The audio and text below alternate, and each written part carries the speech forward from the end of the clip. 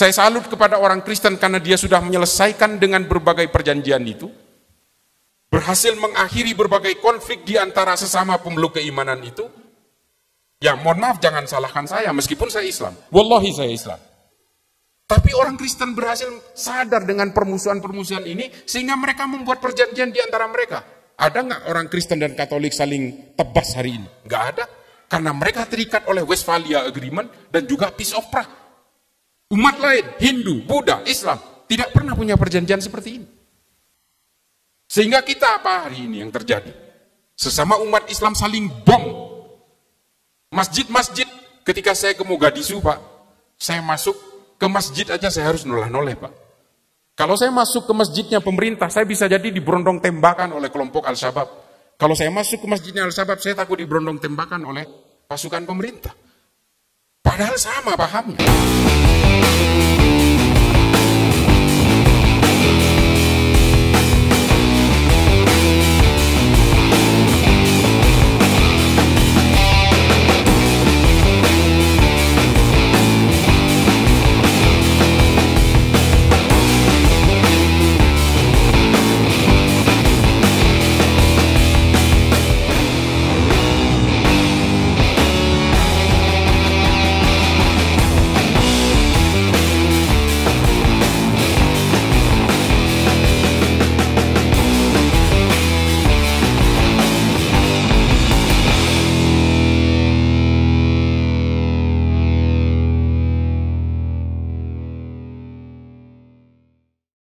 Nah, hari ini, saudara, saya akan memperlihatkan kepada saudara kesaksian membahas tentang isi video ini, saudara, yang menurut saya harus dibagikan.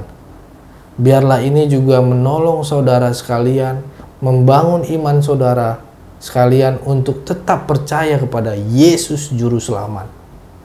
Tetap teguh kepada Yesus Kristus. Dan sebelum kita melihat tayangan ini, saudara, mari kita berdoa. Bapa, di dalam nama Tuhan Yesus, kami minta anugerah. Tuhan, kami minta Roh Kudus-Mu bekerja untuk tayangan-tayangan kesaksian ini, dan dari video ini bisa menjadi berkat bagi saudara-saudara kami seiman dimanapun berada saat ini. Biarlah mereka yang lemah imannya Engkau kuatkan Tuhan, melalui kesaksian yang diberkati ini Tuhan. Biarlah ini membawa jiwa-jiwa untuk mengakui Engkau sebagai Juru Selamat. Biarlah malaikat-Mu menjamah orang-orang yang nonton, dan Tuhan izinkan untuk dijamah oleh Tuhan Yesus sendiri. Buka mata pikiran, ketuk hati mereka untuk memahami firman-Mu, dan penuaian jiwa menjadi berkat bagi banyak orang juga Tuhan Yesus. Di dalam nama Tuhan Yesus kami berdoa. Haleluya. Amin. Saudara, jangan lupa untuk men-share, membagikan video-video di gereja YouTube, dan saudara sudah mengambil bagian dari pemberitaan firman Tuhan, menyaksikan kabar baik kepada dunia, khususnya saudara seiman. Selamat menyaksikan, saudaraku. Mari kita saksikan cuplikan berikut ini. Berasal dari mana? Dari Najat. Dialah yang pertama kali marah kepada Nabi karena dianggap Nabi tidak adil ketika membagi ghanimah, harta rampasan perang. Lalu kemudian Nabi mengeluarkan perkataan, kelompok ini yang nanti kelak, kelompok ini akan seperti anak panah yang lepas dari busurnya, yang menjadi liar dan sulit dikontrol orang lain. Ketika dia membaca Al-Quran, dia hanya sampai tenggorokannya aja, tidak sampai kepada hatinya. Nabi sudah mengatakan seperti itu, dan betul, kelompok ini kemudian membesar, diteruskan oleh Amr bin Bakir At-Tamimi, kemudian diteruskan oleh Abdurrahman bin Muljam At-Tamimi. Inilah kelompok yang disebut dengan kelompok Khawarij. Mereka akan menjadi kerikil dalam sepatu setiap kekuasaan siapapun. Dia tidak akan berhenti sampai dia sendiri yang berkuasa. Tapi memang Tuhan tidak pernah memberi izin dia untuk berkuasa sampai hari ini. Kalau kemudian kelompok-kelompok sayap kanan, ekstrim kanan seperti ini tidak pernah berkuasa dan tidak pernah menang pilpres di Indonesia, berarti Tuhan masih menyayangi bangsa ini. Kelompok-kelompok inilah kemudian yang menjadi duri dalam daging setiap akselerasi peradaban manusia. Dan ini juga menjadi kloning-kloning di setiap agama. Kelompok Asin Wiratu di Myanmar juga mempersekusi kelompok Islam seperti Rohingya. Kelompok Shiv Sena, Hindutva, Bharatiya Janata juga menjadi kerikil dalam sepatunya kehidupan Hinduism di India. Mempersekusi orang-orang yang berbeda keimanan di India. Yang membunuh Mahatma Gandhi juga dari kelompok ini, namanya Godse. Dan ini juga yang kemudian menggagalkan berbagai akselerasi peradaban di dunia. Keilmuan-keilmuan kemudian menjauh dari kehidupan beragama umat manusia di seluruh dunia. Karena apa? Karena semua sibuk berpolitik. Kalau saya kemudian sedikit salut, bukan sedikit salut, saya salut kepada orang Kristen karena dia sudah menyelesaikan dengan berbagai perjanjian itu, berhasil mengakhiri berbagai konflik di antara sesama pemeluk keimanan itu. Ya mohon maaf, jangan salahkan saya, meskipun saya Islam. Wallahi saya Islam. Tapi orang Kristen berhasil sadar dengan permusuhan-permusuhan ini, sehingga mereka membuat perjanjian di antara mereka. Ada nggak orang Kristen dan Katolik saling tebas hari ini? Nggak ada. Karena mereka terikat oleh Westphalia Agreement dan juga Peace of Prague. Umat lain, Hindu, Buddha, Islam, tidak pernah punya perjanjian seperti ini. Sehingga kita apa hari ini yang terjadi? Sesama umat Islam saling bom. Masjid-masjid, ketika saya ke Mogadishu, Pak, saya masuk ke masjid aja saya harus noleh-noleh, Pak. Kalau saya masuk ke masjidnya pemerintah, saya bisa jadi diberondong tembakan oleh kelompok Al-Shabaab. Kalau saya masuk ke masjidnya Al-Shabaab, saya takut diberondong tembakan oleh pasukan pemerintah. Padahal sama pahamnya. Nah, kelompok-kelompok dari yang bernama Bani Tamim ini kemudian menjadi akar-akar radikal yang terjadi hingga abad ke-pertengahan, hingga kemudian pada awal abad ke-18. Inilah kemudian yang membuat berbagai virus radikal di tengah kita hari ini. Karena dulu apa? Karena Saudi dulu punya hutang budi besar kepada negara-negara barat. Ketika dia harus merdeka dari Kekaisaran Utsmani dan berhasil mengusir kelompok oposisi yang bernama Ibnu Rashidin ke Yordania. Sejak saat itulah kemudian negara Commonwealth berusaha menjadikan ajaran dari seorang ulama dari Najd bernama Muhammad bin Abdul Wahab At-Tamimi sama asalnya dengan Zulhuwaisirah At-Tamimi, sama asalnya dengan Amir bin Bakir At-Tamimi, dan sama asalnya dengan Abdurrahman bin Muljam At-Tamimi. Ajaran inilah kemudian yang dipakai dengan basis utama yang bernama Al-Wala wal-Bara. Apa Al-Wala wal-Bara? Ini adalah ajaran dari Ibnu Taimiyah dalam kitabnya Majmu' al-Fatawa. Karena mereka kerepotan, Pak. Orang Saudi ini sama imannya. Untuk memisahkan ini, mengayak ini dari mana? Dari Al-Wala wal-Bara. Membangun monoloyalitas dan membangun permusuhan dengan orang yang dianggap berbeda. Bukan hanya berbeda keimanan, tapi berbeda orientasi politik pun dianggap lawan. Inilah kemudian yang dipakai oleh mereka hari ini, yang kemudian dimodifikasi dari Ibnu Taimiyah lewat sebuah fatwa dari ulama Saudi bernama Muhammad Said Al-Qahtani. Nama kitabnya Al-Wala wal-Bara fil Islam. Ini yang dipakai oleh semua teroris hari ini. Jadi kalau Pak Ami dari Densus 88, teman-teman dari Densus 88 menangkap teroris, kitab ini selalu ada. Kitabnya Muhammad Said Al-Qahtani ini ada. Karena postulat inilah yang dipakai, jadi mereka Pak, kalaupun meledakkan mal misalnya, korbannya orang Islam, mereka menganggap mereka bukan Islam Pak, karena berbeda tujuannya. Meskipun sama-sama baca syahadat, pola ini juga yang dialami oleh orang-orang yang merasa memeluk Islam di Nigeria. Yang dibantai juga oleh Boko Haram. Yang merasa memeluk Islam juga di Sudan yang dibantai oleh kelompok Hasan Turabi. Mereka yang juga merasa memeluk Islam di Pakistan yang dibantai juga oleh Laskar At-Taibah. Mereka yang merasa memeluk Islam di Suriah yang juga dibantai oleh Jabhatun Nusrah. Kelompok-kelompok ini tidak peduli mereka ini dianggap merasa Islam atau tidak. Yang penting mereka berbeda tujuan politik, maka dia musuh saya. Jadi jangan heran Pak kalau kemudian di Polsek Astana Anyar di Bandung diledakkan oleh Agus Muslim kemarin, korbannya juga polisi yang Islam, karena bagaimanapun polisi ini adalah togut. Anteknya pemerintah, orang kafir, karena dialah yang menegakkan hukum buatan manusia. Nah, pola ini sama dengan Abdurrahman bin Muljam, kenapa Sayyidina Ali juga dikafirkan. Dia mengkafirkan Sayyidina Ali karena Sayyidina Ali dianggap menggunakan undang-undang buatan manusia ketika menerima arbitrase tawaran damai dari Muawiyah bin Abu Sufyan. Kalau begitu Ali telah kafir karena dia tidak berhukum kepada Allah, karena dia sudah membuat hukum buatannya sendiri. Dia mau berdamai dengan bugot yang bernama Muawiyah.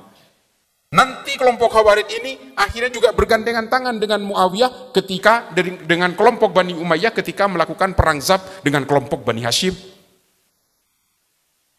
Serem Pak kalau bicara tentang politisasi agama. Orang Kristen juga kemudian terciptakan firqah-firqah juga di Arab. Gara-gara apa? Politik. Mengapa di Arab itu orang-orang Kristen yang tadinya hanya satu bagian entitas saja kemudian pecah menjadi Kristen Ortodok, Koptik, Yunani Ortodok, Maronit. Itu juga dimulai dengan perpecahan-perpecahan politik karena persoalan-persoalan kondisi kekuasaan. Hindu juga demikian, Buddha juga demikian, kelompok Katolik di Amerika Selatan. Saya juga sudah pernah ke Amerika Selatan. Mereka juga menunggangi agama untuk memecah belah masyarakat. Orang-orang Katolik Spanyol juga membantai orang-orang Yucatan, suku Inka, Maya yang hari ini hampir punah karena mereka menolak untuk masuk ke dalam agama mereka. Kalau sudah berhubungan dengan politik, semua agama akan mudah menjadi alat legitimasi berbagai aksi kekerasan. Oleh karena itulah, jangan heran kemudian jika ada beberapa akademisi yang mengatakan bahwa Al-Qaeda juga diciptakan oleh Barat, ISIS juga diciptakan oleh Barat, Boko Haram diciptakan oleh Barat, Al-Shabaab juga diciptakan oleh Barat.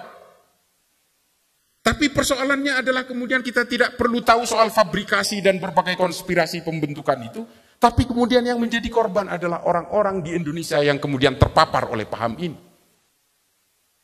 Dari sini kita bisa melihat bahwa urat utama, mainstream, arus utama dari berbagai gerakan kekerasan ini selalu berbasiskan al-wala wal-bara yang diusung oleh Wahabisme. Silahkan bantah saya. Bapak Ibu sekalian, saya bukannya anti dengan pemahaman orang lain. Saya juga tidak anti terhadap Kristen, meskipun saya Islam. Saya tidak anti dengan Hindu dan Buddha. Saya punya prinsip yang paling baku, seperti yang ditulis oleh Jalaluddin Rumi dalam Fihi Ma Fihi.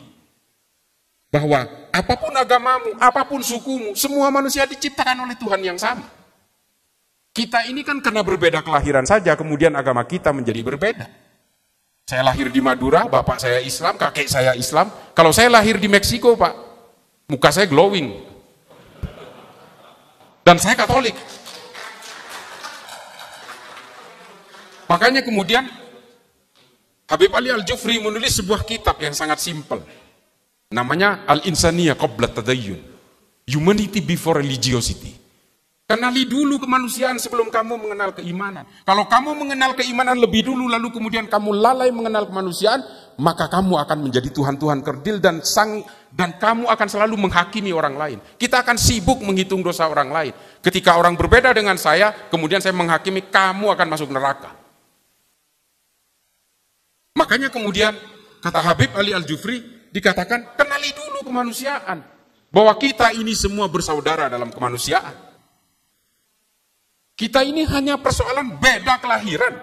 Sementara kelahiran itu juga bukan permintaan kita. Ini ditentukan oleh Allah kok. Nah ini kemudian yang diulas tuntas oleh Habib Ali Al-Jufri bahwa kita jangan pernah gelisah oleh keimanan orang lain dan perbedaan-perbedaan. Karena kata Allah di dalam Al-Quran bahwa perbedaan ini sunatullah. Saya buat kalian ini bersuku-suku dan berbangsa-bangsa supaya apa? Lita'arofu. Saling mengenal, saling berinteraksi di antara semua perbedaan itu. Jadi kalau ada orang yang anti perbedaan, Pak, ini sebenarnya sudah menjadi Tuhan kerdil sudah. Kalau saya lahir di Bali, mungkin saya tidak akan bisa bahasa Indonesia dengan seperti ini. Saya akan menjadi orang Bali dan beragama Hindu. Nah, ini yang kemudian diulas tuntas oleh Habib Ali Al-Jufri. Makanya kemudian dalam beragama, kita harus mengenal kemanusiaan. Kalau kemudian ada ajaran-ajaran yang mengatakan kamu tidak boleh bergaul akrab dengan orang Kristen. Ini ada Pak, ini ajaran dari salah seorang ustadz yang berbasis Wahabi. Jangan berteman akrab dengan orang Kristen. Karena nanti imanmu akan tergerus, kecuali kamu dalam hubungan dagang. Loh, ini menerjemahkan Al-Quran apa das kapital? Ini saya sering protes soal ini. Ini kan perbedaan.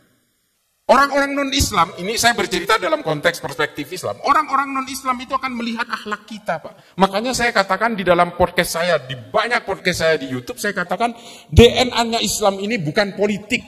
Orang Islam ini selalu gagal dalam politik. Yang katanya pernah menguasai Eropa selama 7 abad itu. Yang namanya khilafah di Andalus itu. Apa yang disisakan sekarang? Tidak ada. Mereka tidak pernah menyisakan satu genetik pun orang Islam di Eropa. Ketika mereka berkuasa di Eropa, mereka membunuh 21 juta orang Eropa.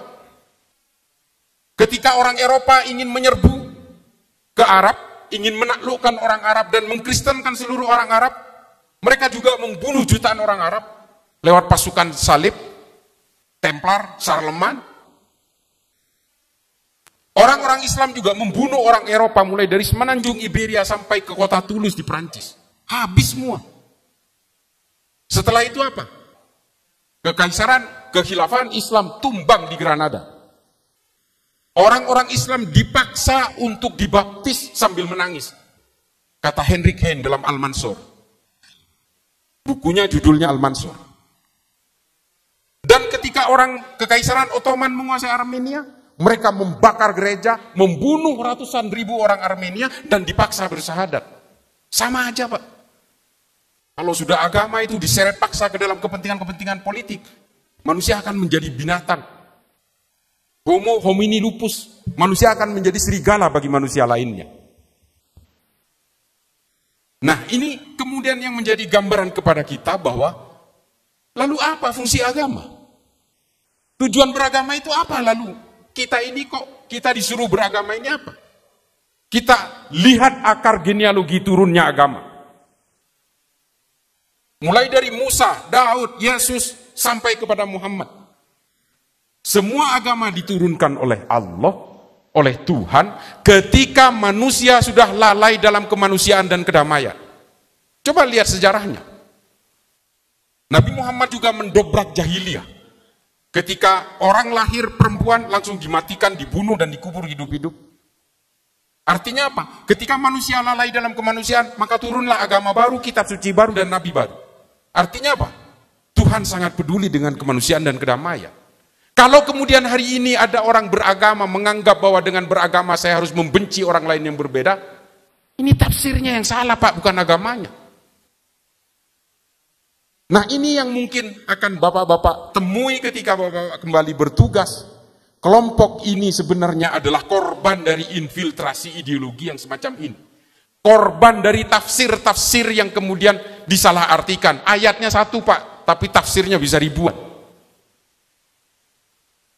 Nah, ini yang kemudian Bapak Ibu sekalian akan hadapi ketika bertugas, bahwa akar genealogi semua kekerasan yang mengatasnamakan agama ini berawal dari kepentingan-kepentingan politisasi agama.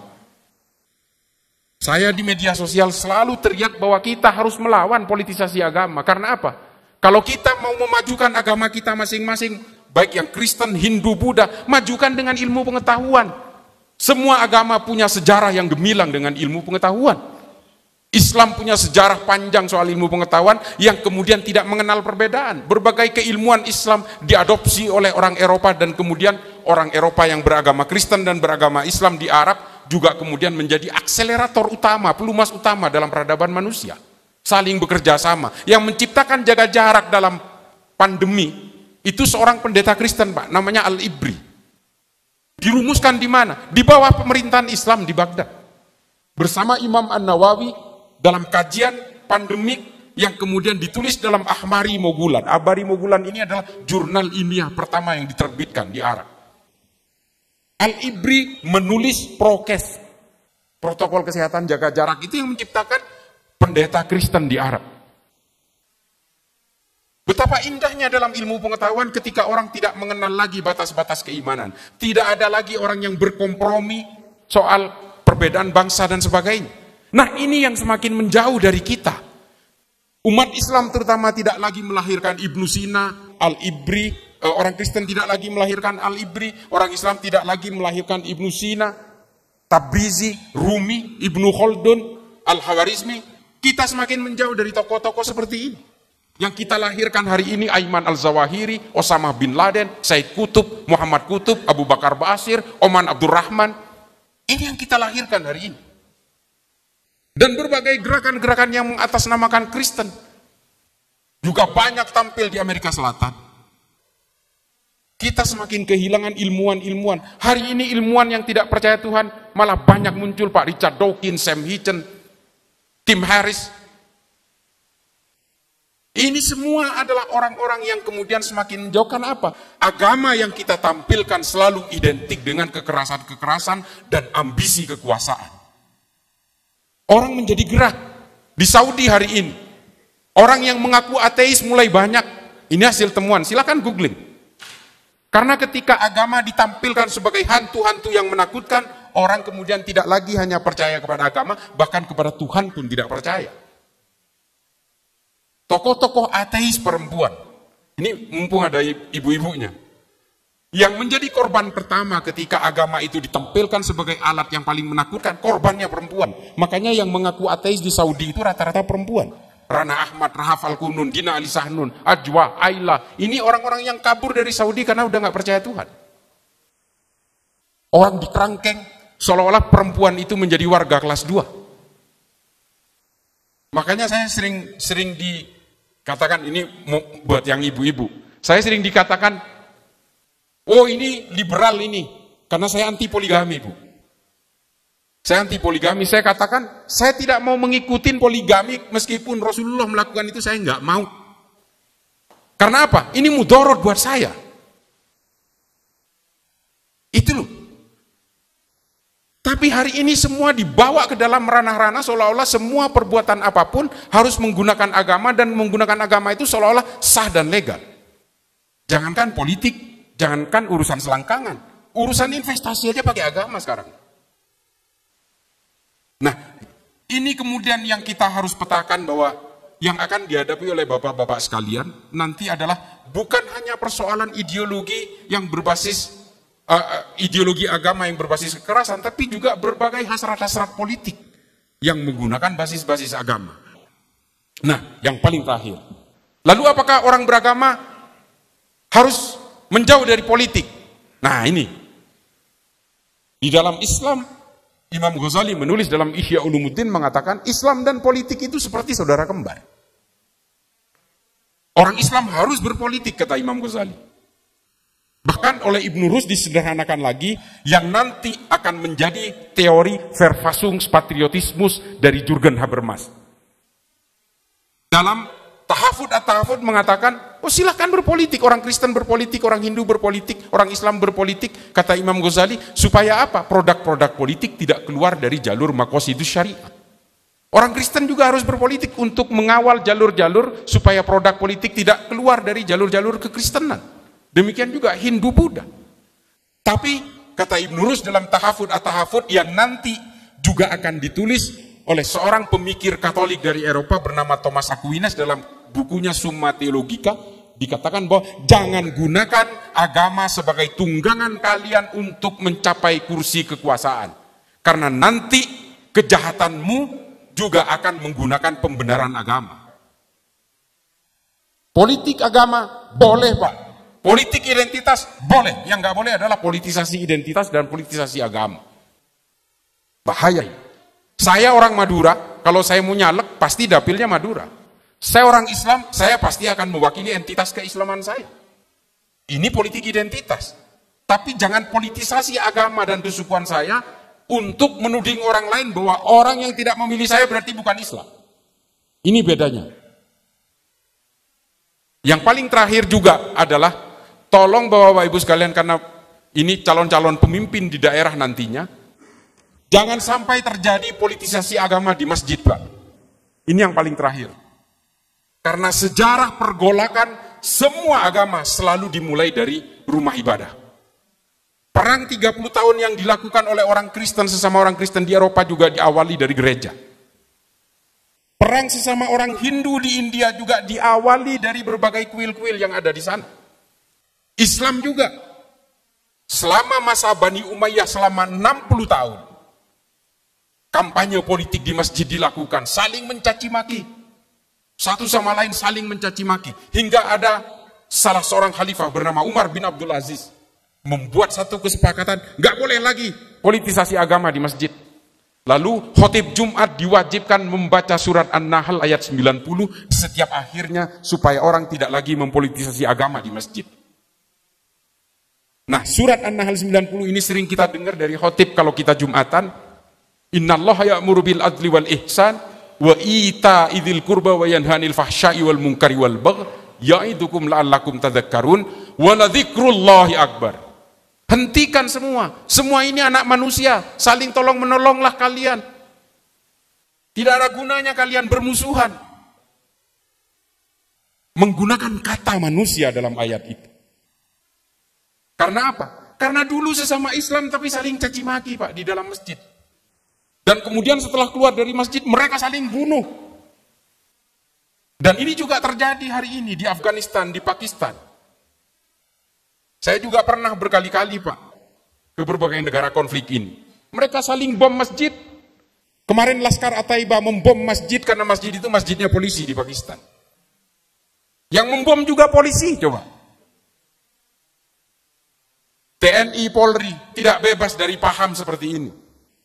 Data terakhir 23.000 teman-teman dari Polri yang terpapar oleh paham al-wala wal bara ini. Kalau mau diperjelas, paham Wahabi Salafi. Yang tergabung dalam PCS, Polisi Cinta Sunnah.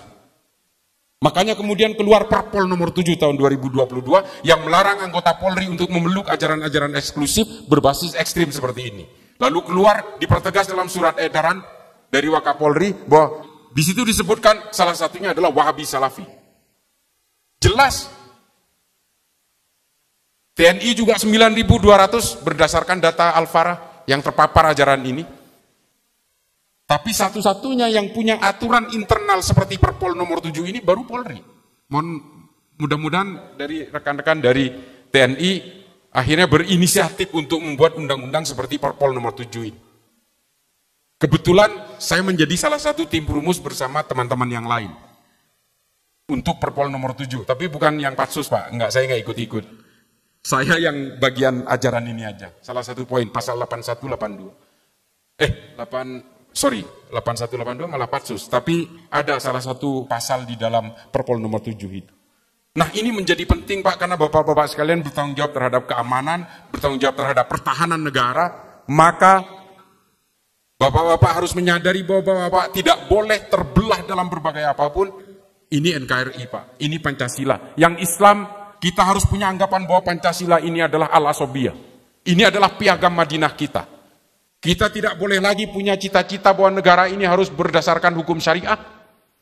Negara-negara yang hari ini berkonflik semuanya berawal dari tarik-menarik tentang persoalan hukum.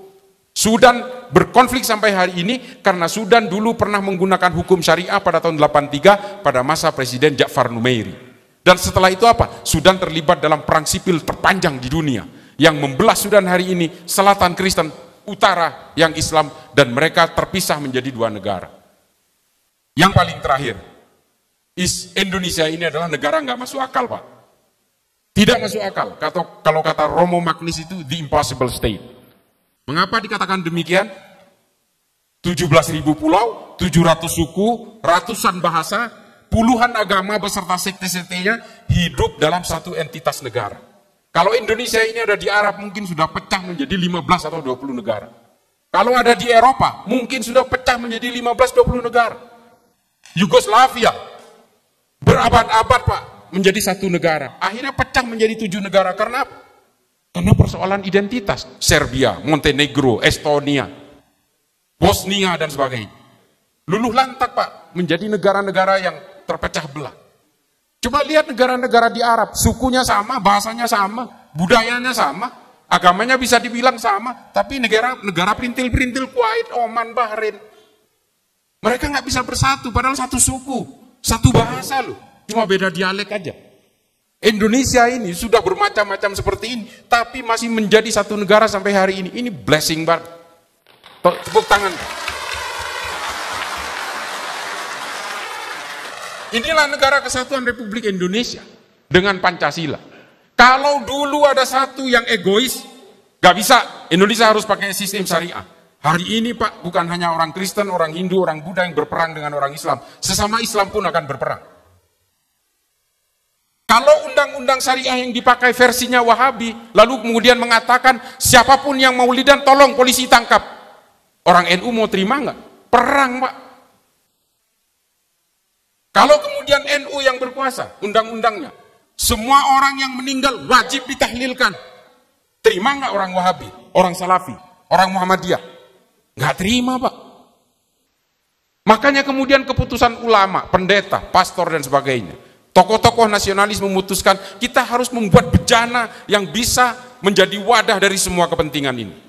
Silahkan menggunakan hukum syariah dalam kehidupan beragama, tapi dalam kehidupan bernegara kita harus tetap mengacu pada Pancasila sebagai kehidupan yang harus ditampung bersama dalam bernegara. Dan ini konsepnya Nabi banget.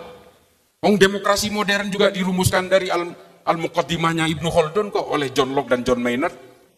Hari ini kemudian demokrasi diharamkan. Yang mengharamkan malah menikmati demokrasi Pak. Demokrasi hari ini diharamkan. Tapi mereka menikmati kebebasan demokrasi, meneriakkan anti demokrasi tanpa ada orang yang menangkapnya. Anomali. Khilafah ini juga kemudian dijual kemana-mana. Ini yang kemudian menjadi biang, makanya Nahdlatul Ulama kemarin pada satu abad itu mengeluarkan sebuah anjuran fikih peradaban. Karena di dalam Islam ini ada dua unsur Pak, ini panjang lagi, dua unsur Pak. Yang satu namanya sawabit, soal prinsip yang nggak bisa ditafsirkan ulang. Tapi ada satu hal yang bernama mutaghayyirat, yang bisa ditafsir ulang. Makanya kemudian NU membuat mutaghayyirat, kita tidak boleh menerima lagi wacana-wacana khilafah dalam satu negara. Karena inilah biang perpecahan semua pemeluk agama. Orang Islam kemudian benci orang Kristen, benci orang Hindu, bahkan orang-orang yang dianggap tidak mendukung khilafah pun kemudian dimusuhi. Terciptanya Al-Qaeda, ISIS, dan berbagai organisasi teror di Indonesia, JI, JAD, JAK, JAT, JAS, MMI, MIT, MIB, NII, Khilafatul Muslimin. Ini semua karena punya cita-cita politik daulah khilafah. Kelompok FPI juga ingin menegakkan khilafah yang mengatasnamakan Habib-Habib dan sebagainya. Dan ini kemudian memecah belah. Para habaib ini datang ke Indonesia dengan menggunakan basis asal, basis dasarnya tasawuf, kerendah hatian, tapi hari ini gara-gara politik, para habaib juga berpolitik dan saling mencaci maki satu sama lain. Politik semua Pak yang merusak. Nah ini Bapak Ibu sekalian, saya agak sedikit menggebu-gebu. Ini mungkin bisa menjadi pembekalan bagi Bapak Ibu sekalian ketika bertugas di kesatuan masing-masing. Jadi inilah yang bisa saya sampaikan, mudah-mudahan ini bisa menjadi maslahat bagi kita semua. Akhiron, ihdinas siratal mustaqim, wallahul muwaffiq ila aqwamit thoriq. Wassalamualaikum warahmatullahi taala wabarakatuh. Terima kasih, jangan lupa bagikan video ini biar nama Tuhan Yesus terus dimuliakan. Bagikan video ini ke grup-grup WhatsApp dan grup-grup Facebook dan semua media sosial biar nama Tuhan Yesus dipermuliakan. Mari kita sama-sama mewarnai media sosial ini dengan memuliakan nama Tuhan Yesus. Saya juga menyarankan saudara yang nonton jangan lupa klik tombol subscribe yang berwarna merah untuk meningkatkan channel ini dan memberi semangat buat kami. Dukung doa buat kami juga, buat saya khususnya, biar roh-roh jahat, roh-roh yang tidak daripada Tuhan, semuanya dimusnahkan. Dukung doa buat kami dan maupun tim channel Gereja YouTube ini. Terima kasih buat kesetiaannya dan juga berkatnya, dukungannya selama ini. Biarlah kami bisa terus menjadi perkenanan Tuhan. Terima kasih, Tuhan Yesus memberkati kita semua. God bless.